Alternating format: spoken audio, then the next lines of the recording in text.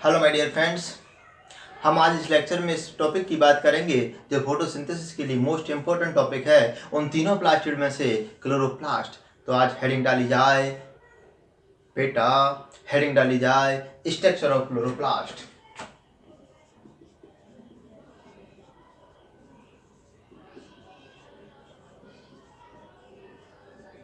Chloro means green, plast मूल plastid, जो कि फोटोसिंथेसिस के लिए मोस्ट इम्पोर्टेंट ऑर्गन है, जो कि हमारे प्लांट्स के जो भी ग्रीन होते हैं उन सब के अंदर पाया जाता है। ग्रीन पार्ट्स के अंदर पाया जाता है, क्लोरोफिल इसके अंदर होता है, मेन पिगमेंट है, सनलाइट की एनर्जी को ट्रैप करता है और फोटोसिंथेसिस करता है। बेटा ये सेल का यही सेल ऑर्गेनल सेल की किचन कहलाता है, क्योंकि इसके अंदर ग्लूकोज का फॉर्मेशन होता है। देखो बेटा, जब स्ट्रक्चर की बात आई है तो पॉइंट टू पॉइंट में लिखूं, ये भी डबल मेम्ब्रेन बाउंड स्ट्रक्चर है, double membranous bound cell organelle है, बाउंड सेल ऑर्गेनल। अरे क्या इसके अंदर भी डबल सेल बाउंड ऑर्गेनल होती है? हाँ। अरे तो आउटर मेम्ब्रेन इनर मेम्ब्रेन दोनों होंगी? हाँ। अगर ऐसा है तो ये भी बात कंफर्म होगी कि आउटर मेम्ब्रेन इनर मेम्ब्रेन में एक कोई ज्यादा परमेबल होगी। जी हाँ। तो मैं कह दूं बेटा, कह दूं outer membrane is a highly permeable to inner membrane due to presence of porins, क्योंकि आउटर मेम्ब्रेन में पोरेंस होते हैं। आउटर, ऐसे लिखो, outer membrane is comparatively more permeable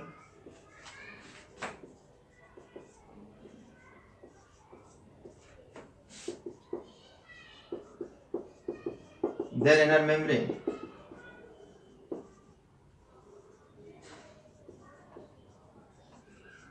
due to presence of porins. Porins तो आप समझते हैं ना, आर पार जो छेद होते हैं उसमें पोरेंस कहते हैं बेटा। जो भी आर पार छेद होते हैं वो भी पोरेंस कहते हैं।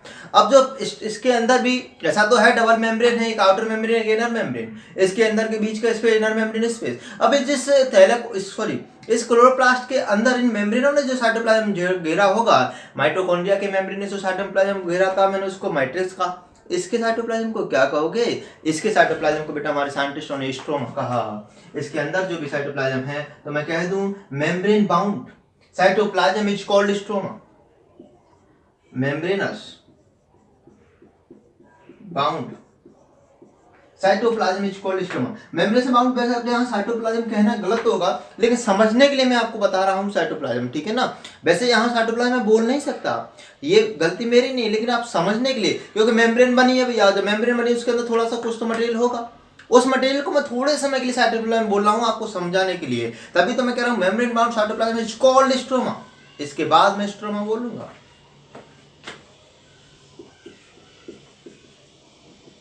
It's called stroma. क्या बाबू? स्ट्रोमा।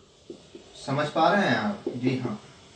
आइए, जब बात स्ट्रक्चर की आ रही है तो स्ट्रक्चर बना के तो दिखाना पड़ेगा, फील तभी आएगा। लेकिन इससे पहले एक कहानी सुनो। जिस प्रकार से माइटोकॉन्ड्रिया एंडोसिम्बाइसिस ओरिजिन से आई थी इवोल्यूशन की दृष्टि से, इसी प्रकार से क्लोरोप्लास्ट भी एंडोसिम्बाइसिस होकर आया था। बेटा किसी प्रोकैरियोटिक सेल ने किसी फोटोट्रॉपिक करने वाली सेल्स को पकड़ा और उससे कहा, बेटा मैं तेरे ऊपर लाइसोसोम नहीं छोड़ रही, मैं तेरे ऊपर ऐसे डाइजेस्टिव एंजाइम नहीं छोड़ रही, मैं तेरे को पचाने के लिए नहीं किया, तू मेरी सहेली बन जा और हम दोनों मिलकर काम करेंगे, तू मेरा खाना बनाती रहे और खाना बनाने के लिए जो भी रॉ मटेरियल चाहिए तुझे वो मैं देती रहूंगी, मैं तुझे शेल्टर दूंगी, अपने अंदर रखूंगी, तू बस लाइट एनर्जी ट्रैप करना जानती है, मैं लाइट एनर्जी ट्रैप नहीं करना आती, मैं सिर्फ एंडोसाइटोसिस जानती हूँ, मैं पीरियड प्रकार की सेल हूँ और तू अपना फोटोट्रॉपिक प्रकार की सेल, मेरे अंदर रह जा, तू बस भोजन बनाने के काम कर, ये भी एंडोसिम्बाटिक प्रकार की सेल है। इसलिए बेटा ध्यान रखना, क्लोरोप्लास्ट भी सेमी ऑटोनोमस सेल ऑर्गेनल है। जी हाँ, ये भी सेमी ऑटोनोमस सेल ऑर्गेनल है, सेमी ऑटोनोमस सेल ऑर्गन। अगर मैं सेमी ऑटोनोमस सेल ऑर्गेनल बोल रहा हूँ तो बच्चा और दूर दूर तक ये बात चली जानी चाहिए। इसका मतलब इसका खुद का आरएनए, इसका खुद का डीएनए, इसकी खुद की मशीनरी सारी होगी, यानी प्रोटीन बनाने की फैक्ट्री, यानी कि राइबोसोम भी इसका खुद का होगा। वो बात अलग है कि प्रोकैरियोटिक टाइप का होगा, वो बात अलग है बैक्टीरिया लाइक होगा, वो बात अलग है कि 70S राइबोसोम होगा, लेकिन इसका खुद का होगा। इसे समझने के बाद हम इस पर चर्चा थोड़ी और करेंगे, क्योंकि ये भी एंडोसिम्बाइसिस ऑर्गन है। आइए बेटा हेडिंग डालते हैं स्ट्रक्चर ऑफ क्लोरोप्लास्ट।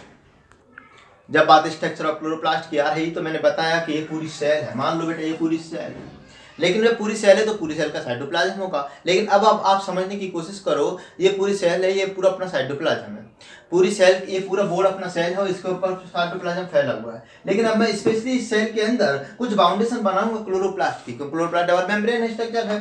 तो मैंने कहा ये ला, इस साइटोप्लाज्म में मैंने एक बाउंड्री बनाई बेटा, इसी साइटोप्लाज्म में मैंने एक बाउंड्री बनाई और इस बाउंड्री का नाम है अपना आउटर मेम्ब्रेन ऑफ क्लोरोप्लास्ट। बहुत सुंदर। मैंने कहा सर ऐसा नहीं, एक बाउंड्री नहीं, दो होती हैं। तो क्यों दो बाउंड्री होती हैं? हाँ, तो ले मैंने अंदर वाली बाउंड्री बना दी।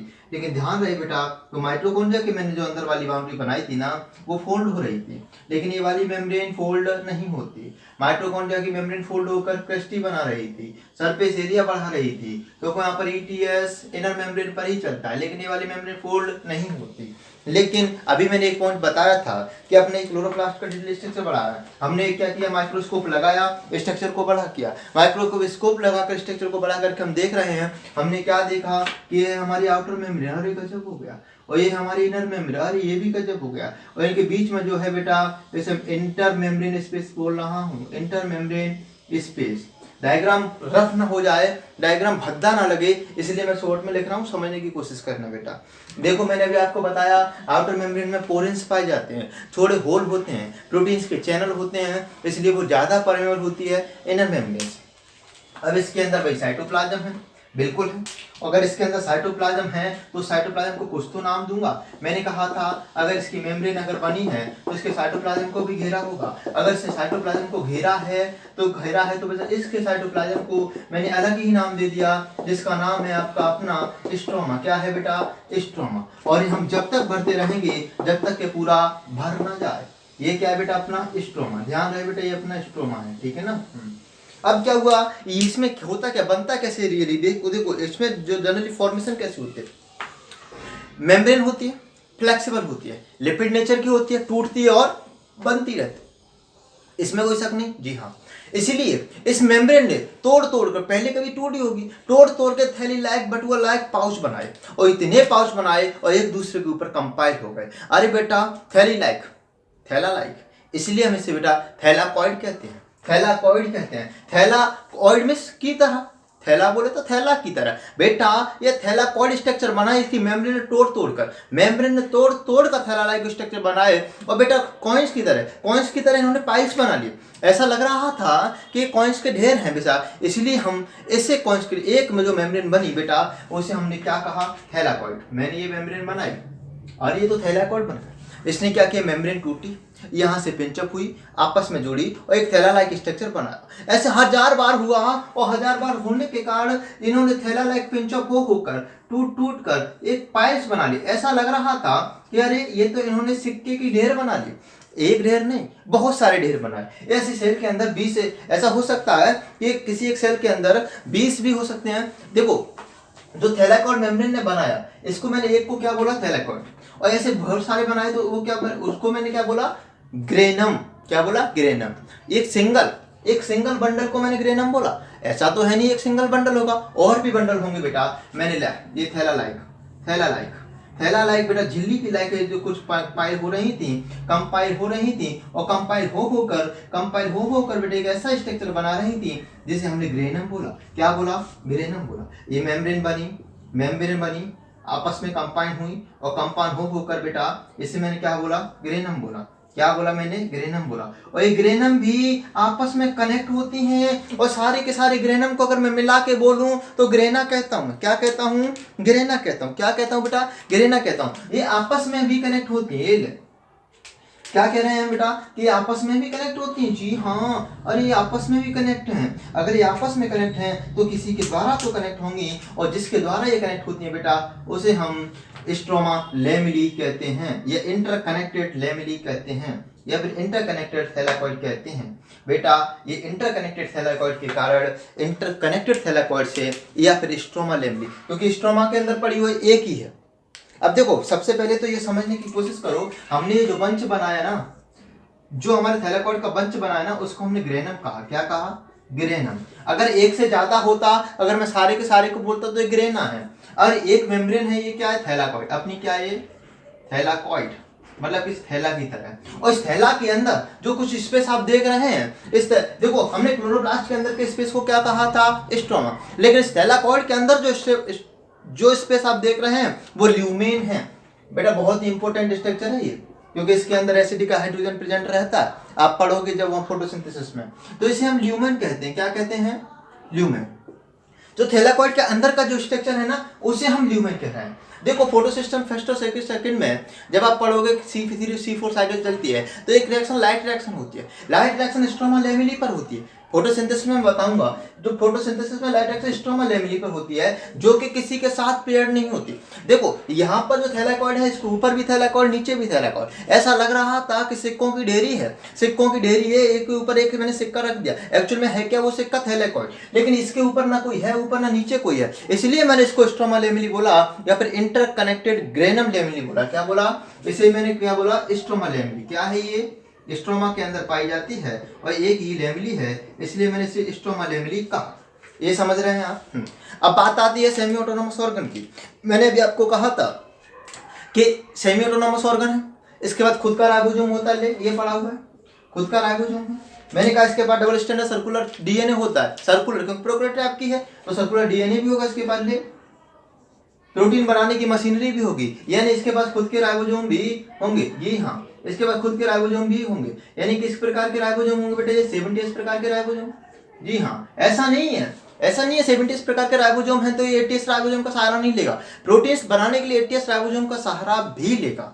ऐसा नहीं है इसके पास खुद का डीएनए है तो ये न्यूक्लियस के डीएनए का सहारा नहीं लेगा, नहीं लेगा, क्योंकि आपको पता है जो स्ट्रेमा में वेरियस प्रकार के C3C4 साइकिल के एंजाइम होते हैं, जिसमें मेन इंपोर्टेंट एंजाइम है रुबिस्को और pepcase. Rubisco enzyme ribulose bisphosphate oxygenase carboxylase जो एंजाइम है वो इन्हीं के अंदर तो होते हैं, स्ट्रोमा के अंदर। अब वो जो एंजाइम बनते हैं वो प्रोटीन बनती है क्या, एक्चुअल में एंजाइम है तो प्रोटीन नेचर के।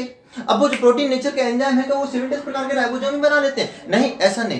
क्या यही डीएनए बना लेता, नहीं ऐसा नहीं है बेटा। इसके लिए हमें इस डीएनए के साथ साथ हमें न्यूक्लियस के डीएनए का भी सहारा लेना पड़ता है। एंजाइम बनाने के लिए न्यूक्लियस के डीएनए का भी सहारा लेना पड़ता है और साइटोप्लाज्म के राइबोसोम का भी सहारा लेना पड़ता है, जो कि जनरली यूकेरियोटिक में 80s टाइप के होते हैं। इसीलिए हम इस सेल को ऑटोनोमस सेल ऑर्गेनल नहीं सेमी ऑटोनोमस सेल ऑर्गेनल कह रहे हैं। क्या, सेमी ऑटोनोमस मतलब आधा ऑटोनोमस है। इसको स्वतंत्रता तो है प्रोटीन बनाने की, इसके बाद खुद की मशीनरी तो है, लेकिन ये पूरा नहीं है, क्योंकि ये सहारा लेता है न्यूक्लियस का भी, सहारा लेता है साइटोप्लाज्मिक राइबोसोम का भी, इसलिए मैं इसे सेमी ऑटोनोमस ऑर्गेनल भी कह रहा हूँ। मैंने अभी थोड़ी देर पहले पिछले लेक्चर में बताया था कि आपस में जो प्लास्टिड होते हैं इंटरकनेक्टेड होते हैं, इसलिए कभी तो ल्यूकोप्लास्ट रहा होगा, बाद में क्लोरोप्लास्ट हो गया, बात अलग है, लेकिन कभी तो ल्यूकोप्लास्ट रहा होगा। ऐसा भी ल्यूकोप्लास्ट हो सकता है जिसने फैट और ड्रॉपलेट को स्टोर किया हुआ, यानी इलियोप्लास्ट भी हो सकता है, इसलिए अंदर बेटा इसकी फैट और ड्रॉपलेट भी पाई जाती हैं, इसकी फैट और ऑयल की ड्रॉपलेट भी पाई, मैं कह दूं बेटा, कह दूं इसके अंदर फैट और ऑयल की ड्रॉपलेट भी पाई जाती है, फैट और ड्रॉपलेट। अब एक बात बता, इसके अंदर कुछ ऐसे भी तो स्ट्रक्चर रहे होंगे जो स्टोर का काम कर रहे होते हैं, इसलिए इसके अंदर पायलिनोइड भी पाया जाता है। पायलिनोइड का मतलब होता है दाल वाली कचौड़ी, अंदर प्रोटीन स्टार्च की कोटिंग, जिसके अंदर स्टार्च की कोटिंग होगी और अंदर प्रोटीन भरी होगी बेटा। ये है प्रोटीन, क्या है अपना प्रोटीन, ये है अपना प्रोटीन है और अपनी स्टार्च की कोटिंग है, ऊपर से किसकी कोटिंग है, स्टार्च की कोटिंग है, और स्टार्च की कोटिंग अंदर प्रोटीन हो इसे हम पायलिनोइड कहते हैं बेटा, पायलिनोइड कहते हैं। और पायलिनोइड्स का पाया जाना बेटा, पायलिनोइड्स का पाया जाना क्लोरोप्लास्ट का हेड कैरेक्टर है, ध्यान रहे ना, पायलिनोइड का पाया जाना बेटा क्लोरोप्लास्ट का हेड कैरेक्टर है। ये अपना क्लोरोप्लास्ट इतना समझने की कोशिश करो। देखो ये थैलाकॉइड है, थैलाकॉइड के अंदर का ल्यूमेन है, बड़ा इंपॉर्टेंट है बेटा, क्योंकि यहाँ पर रिएक्शन होती है, ध्यान रखना यहाँ पर रिएक्शन होती है। C3C4 साइकिल जब मैं लाइट रिएक्शन पढ़ाऊंगा तो समझना, ये इंटरकनेक्टेड लेमनी है, इन्होंने पंचअप होकर पाइलअप होकर ग्रेनम बना लिया। थैलाकॉइड पंचअप हो रही थी, पाइलअप हो रही, इन्होंने ग्रेनम बनाया। এটা अपना राइबोसोम होता है, अपना साइटोप्लाज्म होता है, स्ट्रोमा कहते हैं, ये हमने आपको पढ़ लिया। अब हम थोड़ा देखते हैं line by line, what is the component of stroma. Heading डालो कंपोनेंट ऑफ स्ट्रोमा, इसको हम जो भी हमने पढ़ा है उसको थोड़ा पाइल्स अप हम भी करते हैं, क्योंकि थैलाकॉइड ने पाइलअप किया तो हम भी तो पाइलअप करना जानते हैं। इसे हम पाइलअप करके इसके स्ट्रक्चर के बारे में देखते हैं, क्या है रियलिटी, इसके लाइन बाय लाइन पढ़ने की कोशिश करते हैं। बेसिकली थैलाकॉइड्स हमने 3 चीज पढ़ी। स्ट्रोमा में क्या मिला, हमें थैलाकॉइड मिला, हमें एंजाइम मिले, हमें स्ट्रोमा में थैलाकॉइड मिला और एंजाइम मिला, इसका खुद का डीएनए मिला, इसको खुद का राइबोसोम मिला। इसके बारे में हमने पढ़ तो लिया, इसे हम पाइलअप करके कोशिश करेंगे। साफ कर दें इसको, जी हाँ, थैंक यू। देखो बेटा पॉइंट बाई पॉइंट लिखते हैं। पहले हम पॉइंट लिखेंगे जो सैक लाइक मैंने देखा, सैक लाइक इसे मैंने क्या कहा था, थैलाकॉइड, क्या कहा था, थैला की तरह होता है, इसका अंदर ल्यूमन होता है। अब ये सैक हो जाते हैं, यही सैक आपस में कंपाइल होते हैं, पाइलअप हो जाते हैं, तो ये क्या बना लेते हैं, ग्रेनम। सिंगुलर को मैंने क्या कहा, ग्रेनम। इन्होंने बनाया बेटा ग्रेनम, क्या बनाया इन्होंने, ग्रेनम बनाया। कैसे बनाया, इंटीग्रेटेड होकर, क्या होके, इंटीग्रेटेड होकर, इंटीग्रेटेड होकर इन्होंने क्या बनाया बेटा, ग्रेनम, या फिर पाइलअप होकर इन्होंने क्या बनाया, ग्रेनम। ऐसा तो है नहीं, थैलाकॉइड का नंबर वेरी करता था, ग्रेनम का नंबर वेरी करता, जो हाईली फोटोसिंथेटिक एक्टिव सेल है। तो ये जो ग्रेनम होता है बेटा, इनका नंबर करता है वेरी, वेरी करता है। तो इनका नंबर बेटा 2200 भी हो सकता है, 2200 पर सेल भी हो सकता है। किसका नंबर, ग्रेनम का नंबर वेरी करता है, 100 to 50 हो सकता है। एक इसके अंदर स्ट्रोमा थैलाकॉइड भी होता है।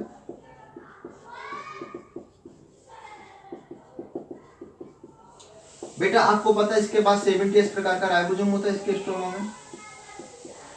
इसके अंदर खुद का डीएनए होता है जिसे हम सर्कुलर डीएनए के नाम से भी जानते हैं। 70 प्रकार का राइबोसोम, क्योंकि ये एंडोसिम्बायोसिस के द्वारा बनी हुई है। कैसे बनी हुई सेल है ये, एंडोसिम्बायोसिस।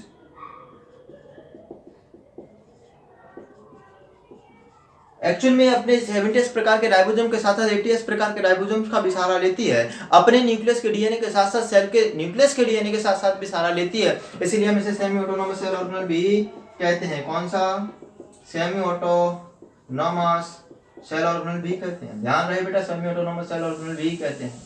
अब एक बात बताओ बेटा, एक्चुअल में है क्या, सेमी ऑटोनोमस सेल ऑर्गेनल कह रहे हैं हम, इसके अंदर खाना बनता है, फोटोसिंथेसिस होती है, क्लोरोप्लास्ट में पाया जाता है, इसलिए हम किचन ऑफ द सेल भी कहते हैं। क्या, किचन ऑफ द सेल। इसलिए हम इस क्लोरोप्लास्ट को किचन ऑफ द सेल भी कहते हैं। ध्यान रहे बेटा, इसलिए हम इसको किचन ऑफ द सेल भी कहते हैं। अब जब बात थैलाकॉइड की आ रही है तो देखो, ये वाला ऊपर वाला साफ कर दो। जी हाँ, इसके थैलाकॉइड के पास बेटा जो थैलाकॉइड होते हैं, अब देखो क्लोरोप्लास्ट है, पिगमेंट है। अब हमें ये कलरफुल कैसे दिख रहा है, ग्रीन कैसे दिख रहा है, इसके थैलाकॉइड की जो मेम्ब्रेन होती है, thylakoid membrane have pigment system, have pigment system, pigment system. बेटा पिगमेंट नहीं, पिगमेंट का सिस्टम ही पूरा होता है। आप पढ़ोगे जब लाइट रिएक्शन होती है जो कि मेम्ब्रेन पर होती है, वो उसके सनलाइट एनर्जी को ट्रैप करने का काम करती है, और जो ढेर सारे पिगमेंट होते हैं वो एंटीना बनाते हैं, और वो एंटीना मिलकर किसी एक रिएक्शन सेंटर को देते हैं, जिससे कि वो रिएक्शन सेंटर एक्टिवेट हो जाता है और इलेक्ट्रॉन हाईली एक्साइटेड स्टेट में चला जाता है। ये हम फोटोसिंथेसिस की लाइट रिएक्शन में पढ़ेंगे। लेकिन देखो बेटा, जो पिगमेंट सिस्टम होता है वो कहाँ पाए जाते हैं, थैलाकॉइड मेम्ब्रेन है pigment system, like chlorophyll A, chlorophyll B, carotenoid, ऐसे ढेर सारे होते हैं। कुछ एसेसरी पिगमेंट होते हैं। पिगमेंट सेंटर तो एक ही होता है, रिएक्शन सेंटर तो एक ही होता है, एक्साइटमेंट सेंटर तो एक ही होता है, लेकिन एसेसरी पिगमेंट जो कि स्टोर उसका काम करते हैं, किसका, लाइट एनर्जी को ट्रैप करने का काम करते हैं। डार्क रिएक्शन या केल्विन साइकिल, जैसे हम C3 साइकिल कहते हैं, C3 साइकिल C4 साइकिल के एंजाइम कहाँ मिलते हैं, स्ट्रोमा में। ध्यान रहे बेटा, एंजाइम ऑफ डार्क रिएक्शन, क्योंकि लाइट रिएक्शन होगी तो ये डार्क रिएक्शन होती है, C3 साइकिल और C4 cycle.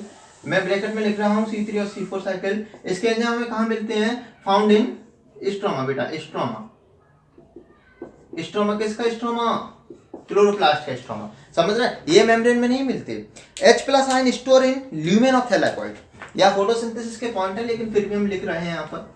H+ ion store in lumen of thylakoid. बेटा ध्यान रखें, जब फोटोसिंथेसिस में रिएक्शन होती है वहां पर H+ ion store in lumen of thylakoid.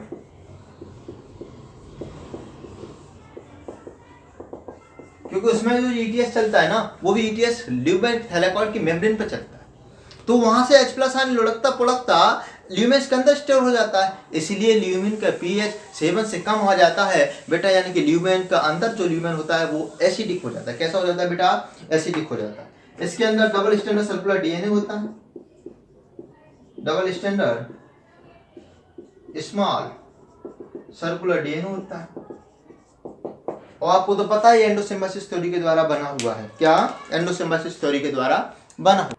जब एंडोसिम्बायोसिस थ्योरी के द्वारा बना हुआ तो हमारे साइंटिस्टों को पता कैसे लगा, साला ये आज भी बाइनरी फिजन के द्वारा डिवाइड करता है। ये divide by binary fission, divide by binary fission. जिस प्रकार से लाइक बैक्टीरिया लिख दूं मैं बेटा, लिखते हैं लाइक बैक्टीरिया, एंडोसिम्बायोटिक थ्योरी मैंने आपको बताई दी। इसके अंदर 78 प्रकार का राइबोसोम पाया जाता है, इसका अपना डीएनए होता है, फिर भी डिपेंडेंट रहता है न्यूक्लियस के डीएनए के ऊपर। इसीलिए हम कह सकते हैं कि सेमी ऑटोनोमस ऑर्गेनल है। ये अपना क्लोरोप्लास्ट यहाँ खत्म होता है। क्लोरोप्लास्ट को किचन ऑफ द सेल कहते हैं। फोटोसिंथेसिस में मोस्ट इंपोर्टेंट टॉपिक है क्लोरोप्लास्ट, और वहाँ पर रेस्पिरेशन में मोस्ट इंपोर्टेंट टॉपिक है माइटोकॉन्ड्रिया। माइटोकॉन्ड्रिया का जो साइटोप्लाज्म होता है उसको मैट्रिक्स कहते हैं, इसके साइटोप्लाज्म को हम स्ट्रोमा कहते हैं बेटा, ठीक है ना। आज जी अपना ये क्लोरोप्लास्ट खत्म होता है। मैंने ज़्यादा डीप में घुसने की कोशिश की नहीं, सुपरफिशियली पढ़ाने को, लेकिन एनसीईआरटी से तो काफ़ी ज़्यादा क्वेश्चन अगर फोटोसिंथेसिस का आ भी आता तो भी यहाँ से निकल के नहीं जाएगा। आज के लिए इतना ही काफ़ी है। बने रहिए आप हमारे साथ, मिलते हैं अगले लेक्चर में इसी समय इसी चैनल पर। Thank you for watching this video.